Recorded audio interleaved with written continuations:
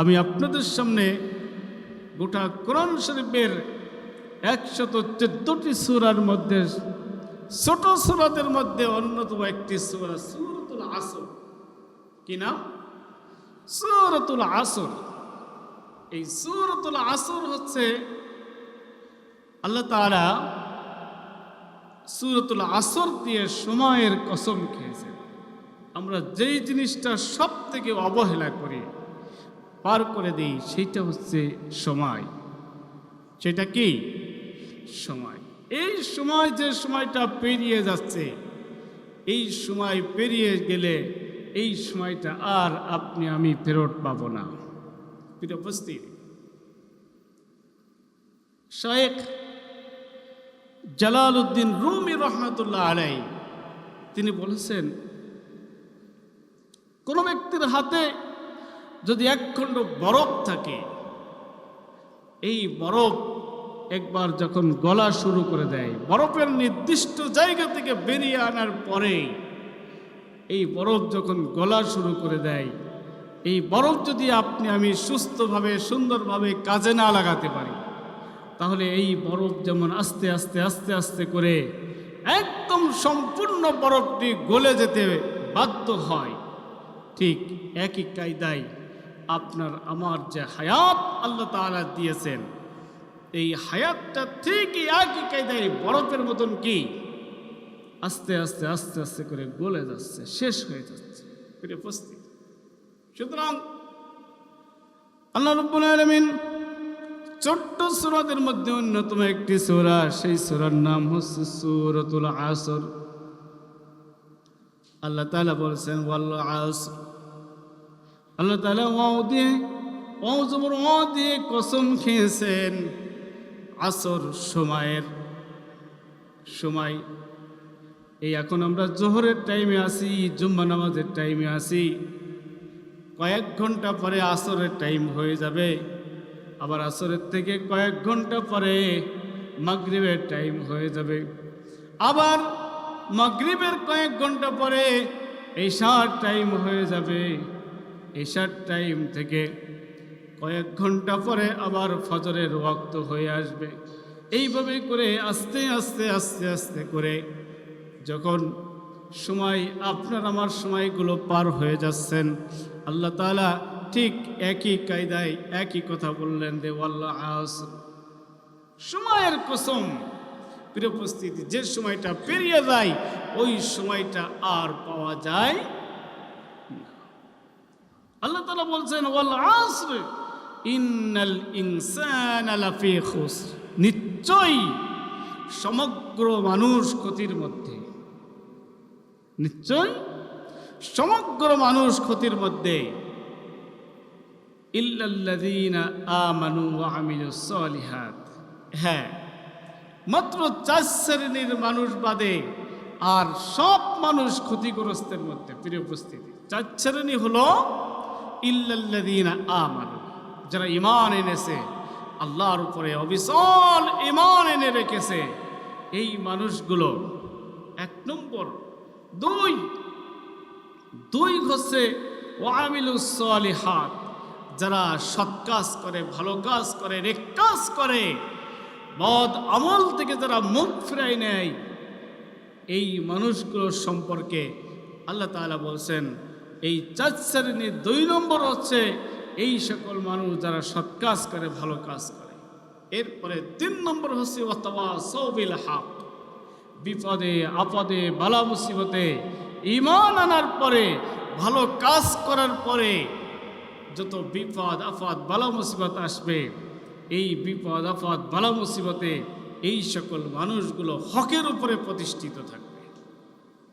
কিসের উপরে? হকের উপরে, সত্যের উপরে প্রতিষ্ঠিত থাকবে। প্রিয় উপস্থিতি, এই হকের উপরে প্রতিষ্ঠিত থাকবে। এরপরে 4 নম্বর গুণ হচ্ছে, 4 নম্বর কাজ হচ্ছে এই মানুষগুলো ওয়াতাওয়াসাউ বিস সবর, তারা ধৈর্য ধারণ করবে, বিপদে আপদে বালা মুসিবতে অটুট থাকবে, নিটুট থাকবে, আল্লাহ তাআলার প্রতি সবর করবে, ধৈর্য ধারণ করবে। প্রিয় উপস্থিতি, আল্লাহ তাআলা এই সূরার ছোট্ট একটি সূরার সংক্ষিপ্ত সরল অনুবাদ। প্রিয় উপস্থিতি, এই সূরাটির নামকরণ করা হয়েছে একদম প্রথম শব্দ দিয়ে, ওয়াল আসর, এই আসর দিয়ে, সময় দিয়েই আল্লাহ তাআলা এই সূরাটির নামকরণ করেছেন। প্রিয় উপস্থিতি, এই সূরাটি নাজিল হয়েছে মক্কায়। বেশিরভাগ সাহাবারা এই সূরাটি নাজিল হয়েছে মক্কায় বলে নির্দিষ্ট করেছেন। প্রিয় উপস্থিতি, এরপরে এই সূরাটি নাজিল হয়েছে মক্কি জীবনের একদম শুরু, রাসূলুল্লাহ সাল্লাল্লাহু আলাইহি ওয়াসাল্লামের মক্কি জীবনের একদম শুরুর দিকে এই সূরাটি নাজিল হয়েছে। প্রিয় উপস্থিতি, এই সূরাটির নাজিলের প্রেক্ষাপট, এই সূরাটির নাজিলের প্রেক্ষাপট হচ্ছে হযরতে আবু বকর সিদ্দিক রাদিয়াল্লাহু তাআলা।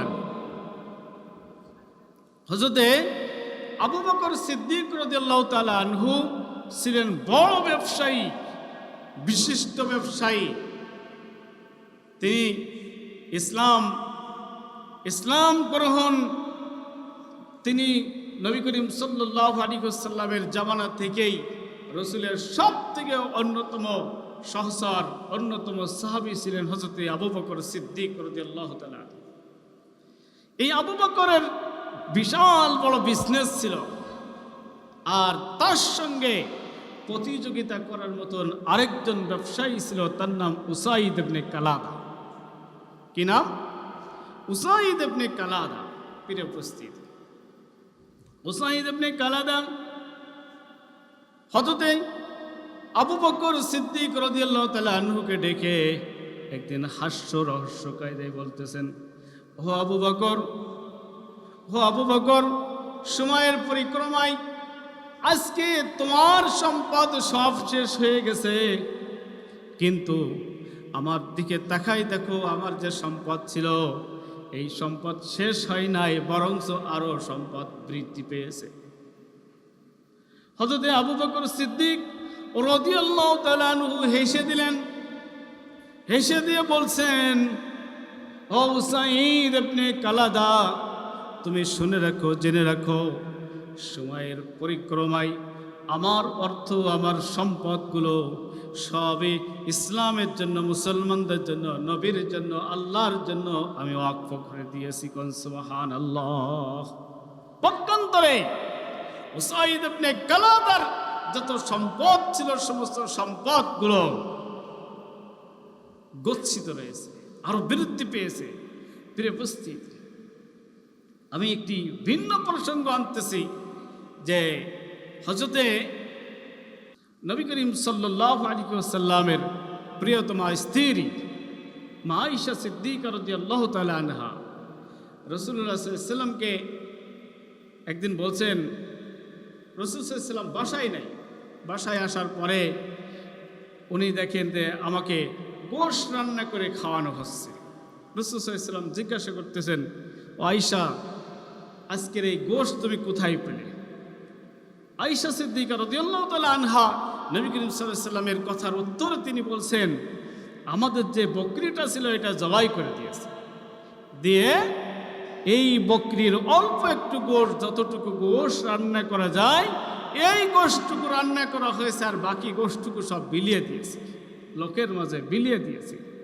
প্রিয় উপস্থিতি, রাসূলুল্লাহ সাল্লাল্লাহু আলাইহি ওয়াসাল্লাম বলছেন, সমগ্র গোশত তোমার জন্যই রেখে দিয়েছে। আয়েশা সিদ্দিকা রাদিয়াল্লাহু তাআলা আনহা উনি হতভম্ব মেরে যাচ্ছেন যে আমি তো প্রায় সব গোশত আমি দান করে দিয়েছি, সদকা করে দিয়েছি, কিন্তু রাসূলুল্লাহ সাল্লাল্লাহু আলাইহি ওয়াসাল্লাম বলছেন সব গোশত তুমি রেখে দিয়েছো। প্রিয় উপস্থিতি, আয়েশা সিদ্দিকা রাদিয়াল্লাহু তাআলা আনহা বুঝে উঠে পারতেছেন না। তখন রাসূল সাল্লাল্লাহু আলাইহি ওয়াসাল্লাম বলছেন, ও আয়েশা, তুমি হয়তো বুঝে উঠে পারোনি, শুনে রাখো, যেই সম্পদ, যেই গোশত তুমি দান করে দিয়েছো ওইটাই তোমার আছে। ওইটাই কি? সুবহানাল্লাহ, বলেন সুবহানাল্লাহ। ওই গোশতটাই তোমার আছে, আর যেটুক রান্না করেছে এটুক তো খেয়ে ফেললে বাস বাথরুমে চলে যাবে, তোমার জন্য সব শেষ হয়ে যাবে। কিন্তু তুমি যেটা দান করে দিয়েছো এটাই তো তোমার কিয়ামতের মাঠে তোমার জন্য উত্তরসূরি হয়ে যাবে, নাজাতের জরিয়া হয়ে যাবে। সুবহান। প্রিয় উপস্থিতি, হযরতে আবু বকর সিদ্দিক রাদিয়াল্লাহু তাআলা আনহু ইসলামের জগতের অন্যতম একজন খলিফা, প্রধান খলিফা, রসুলের সব থেকে বড় সহচর সাহাবী, রসুলের সুখে দুঃখে যিনি সব থেকে ডান হাত হিসাবে ব্যবহার করেছেন, ব্যবহৃত হয়েছেন, তিনি হচ্ছে হযরতে আবু বকর সিদ্দিক রাদিয়াল্লাহু তাআলা আনহু। প্রিয় উপস্থিতি, হযরতে আবু বকর সিদ্দিক রাদিয়াল্লাহু তাআলা আনহুর এই কথার উত্তরে রাসূল সাল্লাল্লাহু আলাইহি ওয়াসাল্লাম বলেছেন, হে আবু বকর, তোমার সম্পদ সব তোমার কাছে আছে। সুবহানাল্লাহ। একটি সম্পদও তুমি বেহাত করো। প্রিয় উপস্থিতি, এটাই হচ্ছে এই সূরার নাজিলের প্রেক্ষাপট। এই ছোট্ট সূরা ওয়াল আসরি ইন্নাল ইনসানা লাফি খুসর, আল্লাহ তাআলা বলছেন সময়ের কসম, সময়ের কসম। এই সময়, প্রিয় উপস্থিতি, আপনার আমার যে আল্লাহ তাআলা হায়াত দিয়েছে, 40 বছর, 50 বছর, 60 বছর, 70 বছর, 80 বছর যে হায়াত দিয়েছে, আজকে আপনার আমার যাদের বয়স 40 পার হয়ে গেছে, 50 পার হয়ে গেছে, আজকে যদি আপনার 60 বছর বয়স দিয়ে থাকে, আপনার বয়স যদি এখন 50 বছর হয়, তাহলে আর সামনে কয় বছর আছে? আর মাত্র 10 বছর সময় আছে। সুতরাং ওই বরফখণ্ডের মতো আপনার হায়াত আস্তে আস্তে আস্তে আস্তে করে আপনার হায়াত শেষ হয়ে যাচ্ছে, দুনিয়ার জিন্দেগি শেষ হয়ে যাচ্ছে আপনার আমার জন্য। প্রিয় উপস্থিতি, সুতরাং ইচ্ছায় অনিচ্ছায় ইসলামের কাজ করতে হবে, কোরআনের কাজ করতে হবে, দ্বীনের কাজ করতে হবে, আল্লাহর কাজ করতে হবে। আল্লাহ তাআলা বলছেন ইল্লাল্লাযীনা আমানু, 4 শ্রেণীর লোক বাদে, 4 শ্রেণীর কাজ যারা করে, এই কাজ ওয়ালা বাদে আর সবাই ক্ষতিগ্রস্ত করতে। কি? 1 নম্বরে যারা ঈমান, ইল্লাল্লাযীনা আমানু ওয়া আমিলুস সালিহাতি ওয়া তাওয়াসাউ বিল হাক্কি ওয়া তাওয়াসাউ বিস সাবর। আল্লাহ তাআলা বলছেন 1 নম্বরে যারা ঈমান এনেছে। কার উপরে? আল্লাহর উপরে। আল্লাহকে দেখা যায়, ছোঁয়া যায়, ধরা যায় না, আল্লাহর কাছে ধরা যায় না, আল্লাহকে ছোঁয়া যায় না, আল্লাহ দেখা যায় না, কিন্তু পৃথিবীতে যত রকম যা কিছু হয় সমস্ত সব কিছু তিনি করেন। সমস্ত সব কিছু কে করেন? আল্লাহ। উপস্থিত। এরপরে 2 নম্বর হচ্ছে ওয়ামিলুস সলিহাত, যারা নেক কাজ করে, ভালো কাজ করে, এই মানুষগুলো ক্ষতিগ্রস্তের মধ্যে নয়। এরপরে ঈমান আনার পরে আমল করতে যেয়ে যেই মানুষগুলোর উপরে বিপদ আপদ বালা মুসিবত নেমে আসে, বালা মুসিবত নেমে আসে, এই মানুষগুলোর উপরে আল্লাহ তাআলা বলছেন যে ওরা এই বিপদ আপদ বালা মুসিবতের পরেও যারা হকের উপরে প্রতিষ্ঠিত থাকে, আল্লাহ তাআলা অন্য জায়গায় বলছেন সুম্মাস্তাকামু, যারা বিপদ আপদ বালা মুসিবতের পরে যারা ইস্তেকামত থাকে আল্লাহর উপরে। কার উপরে? আল্লাহর উপরে। আল্লাহ রাব্বুল আলামিন সূরাতুল মাইদার ভিতরে বলছেন ইন্নাল্লাযীনা আমিনু বিল্লাহি ওয়া রাসূলিহি সুম্মা লাম ইয়ারতাবু। আমিনু, আল্লাহ তাআলা বলছেন যারা ঈমান এনেছো আল্লাহর প্রতি এবং রাসূলের প্রতি, সুম্মা লাম ইয়ারতাবু, অতঃপর যারা মুখ ফিরায়নি আল্লাহ তাআলার ইহতিসাব থেকে, আল্লাহ তাআলার দ্বীন থেকে, আল্লাহ তাআলার কোরআন থেকে, ওই মানুষগুলোই হচ্ছে প্রকৃত ঈমানদার। প্রিয় উপস্থিতি, এজন্য ঈমান আনার পরে আপনাকে আমাকে সৎ কাজ করতে হবে, ভালো কাজ করতে হবে। আপনি আমি বিনা চাওয়ায় বিনা দরখাস্তে মুসলমানের ঘরে জন্মগ্রহণ করেছি। প্রিয় উপস্থিতি, বেধর্মীর একজন মানুষ যদি ইসলামের ভিতরে দাখিল হতে হয়, তার সর্বস্ব হারাতে হয়। কি করতে হয়? সর্বস্ব হারিয়ে তারপর ইসলামের ভিতরে আসতে হয়। আমরা দেখেছি আহলুস সুফফা 70 জন সাহাবা ছিল। কতজন? 70 জন সাহাবা ছিল। এই 70 জন সাহাবাই হচ্ছে ইসলামের জন্য, ইসলাম কবুল করার জন্য পিতা মাতা দাদা দাদি নানা নানি চাচা চাচি ফুফু ফুফা যারা আছে এরা তাদের সহায় সম্পদ সমস্ত সব কিছু তারা কেড়ে নিয়েছে। এই মানুষগুলো অসহায় হিসাবে নবী করিম সাল্লাল্লাহু আলাইহি সাল্লামের কাছে এসে তারা ইসলাম গ্রহণ করেছিল। প্রিয় উপস্থিত, সুতরাং এই সকল মানুষগুলো ঈমান আনার পরে তারা সহায় সম্বল সমস্ত সব কিছু হারিয়ে ফেলে দিল। প্রিয় উপস্থিত, এই জন্য ঈমান আনার পরে আপনার আমার পরীক্ষা শুরু হবে। সব থেকে বড় পরীক্ষা শুরু হবে আমলে সালেহ যখন করবেন। আপনাকে আমাকে বিভিন্ন প্রকার গালিগালাজ করা হবে, বেশি কথা বলা হবে। রাসূলুল্লাহ সাল্লাল্লাহু আলাইহি ওয়াসাল্লামকেও বলা হয়েছে, তাকে গণক বলা হয়েছে, কবি বলা হয়েছে, জাদুকর বলা হয়েছে। কাকে? হুজুর সাল্লাল্লাহু আলাইহি ওয়াসাল্লাম। হুজুর সাল্লাল্লাহু আলাইহি ওয়াসাল্লাম কি জাদুকর ছিলেন? কখনো জাদুকর ছিলেন না। গণক বলা হয়েছে, তিনি কি গণক ছিলেন? না, তিনি গণক ছিলেন না। কিন্তু কাফের মুশরিক বেঈমান বেদুইনরা তাকে গণক বলেছে। আজও যারা ইসলাম প্রচার করবে প্রসার করবে তাদেরকে বিভিন্ন প্রকার গালি দাও। এই গালিগুলো মেনে নিয়ে আপনাকে আমাকে সামনের দিকে আগাতে হবে। প্রিয় উপস্থিত, আল্লাহ রাসূল সাল্লাল্লাহু আলাইহি ওয়াসাল্লামকে কাফের বেঈমান বেদুইনরা পাগল বলল। কি বলল? পাগল বলল। প্রিয় উপস্থিত, আল্লাহ তাআলা তার জবাব দেন। আল্লাহ তাআলা কি করলেন? আল্লাহ তাআলা জবাব দিলেন যে আল্লাহ রাসূল সাল্লাল্লাহু আলাইহি সাল্লাম পাগল নন। আল্লাহ রাসূল সাল্লাল্লাহু আলাইহি সাল্লাম পাগল নন, তিনি গণক নন, তিনি কবি নন। প্রিয় উপস্থিতি, আর রাসূলুল্লাহ সাল্লাল্লাহু আলাইহি ওয়াসাল্লামের উত্তরসূরি হিসেবে যারা থাকবে তাদেরকেও একই ধরনের বক্তব্য, একই ধরনের গালিগালাজ করা হবে, তাদেরকে একই ধরনের বেশি বেশি কথাবার্তা বলা হবে। প্রিয় উপস্থিতি, আল্লাহ রাসূল সাল্লাল্লাহু আলাইহি ওয়াসাল্লাম মক্কা ছেড়ে মদিনায় আসলেন। মক্কা ছেড়ে মদিনায় আসলেন। মদিনায় আসলেন হুজুর সাল্লাল্লাহু আলাইহি ওয়াসাল্লামের মাতৃভূমি ছেড়ে। যখন মক্কা ছেড়ে যখন মদিনায় আসছেন, হুজুর সাল্লাল্লাহু আলাইহি ওয়াসাল্লাম বারবার পিছন ফিরে তাকাচ্ছেন, কারণ মাতৃভূমির প্রতি তার দয়া মায়া অবশ্যই ছিল। এবং পৃথিবীর সর্ববৃহত্তম কাবা কেবলা মক্কাতুল মুকাররমা।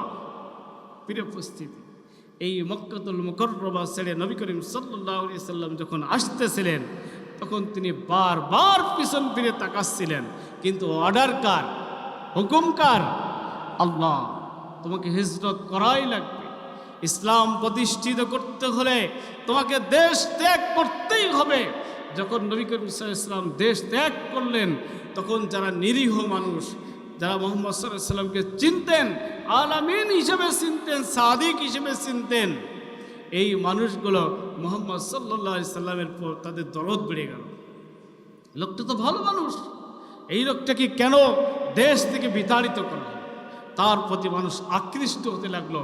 এবং আবু জেহেল, উতবা, সাইবা, মুগীরা, আবু সুফিয়ানদের উপরে তারা খেপে যেতে লাগলো।